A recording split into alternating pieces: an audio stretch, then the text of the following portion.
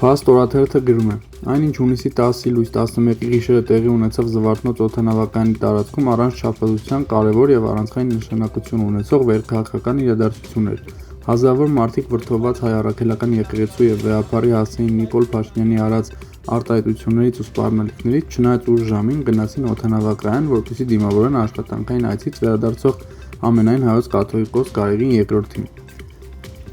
Ինչ խոսք, տպավորիչ էր տեսարանը, թե ինչպես են հազարավոր ու ամենատարբեր մարդիկ բաց երկնքի տակ միաբերան ու միակողմ արտասանում տերունական աղոթքը վեհափառի հետ։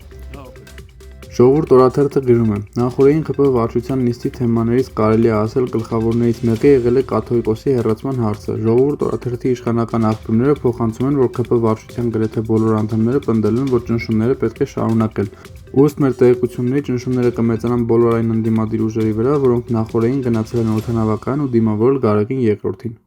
Օրաթերթը նաև գրում է. այսօր լրանում է 2024 թվականի հունիսի 12-ին Բաղրամյան պողոտայում լուսաձայնային նռնակներ կիրառելու դեպքի 1 տարին, և մինչ օրս ոստիկանության պաշտոնյաներից որևէ մեկը պատասխանատվության չի ենթարկվել քաղաքացիներին վնասվածքներ պատճառելու համար։ Փոխարենը, որպես մեղադրյալ, դատարանի առջև կանգնած են 16 ցուցարարներ։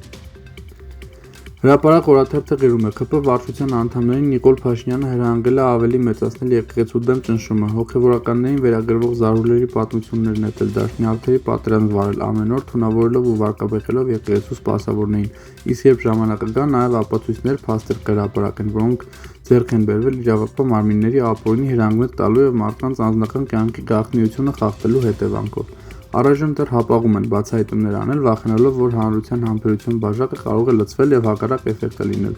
Զուգահեռաբար իշխանությունը նաև եկեղեցու ներսում է աշխատանքներ տանում տարբեր հոգևորականների միջոցով Գարեգին II-ի դեմ կոալիցիա ստեղծելու և նրան հեռացնելու համար։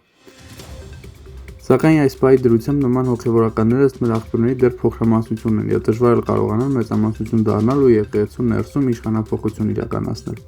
Օրաթերթը նաև գրում է. Ռասիա մոլի ոսկու վաճառող տասնյակ աշխատակիցներ կարող են գործազուրկ դառնալ։ Խոսքն այն մարդկանց մասին է, որոնք տարիներ շարունակ առևտրի կենտրոնի առաջին հարկում ոսկե և արծաթե զարդեր են վաճառել։ Նրանցից մեկը մեր լրագրողին ասել է, որ սեփականատերը Սուքասյանների ընտանիքը տարածքն ավելի շահեկան գնով տրամադրել է ինչ-որ այլազգի գործարարի և իրենց առաջարկել է տեղափոխվել այլ մոլեր։ Այս և այլ լուրերին կարող եք ծանոթանալ Օրագիր News կայքում։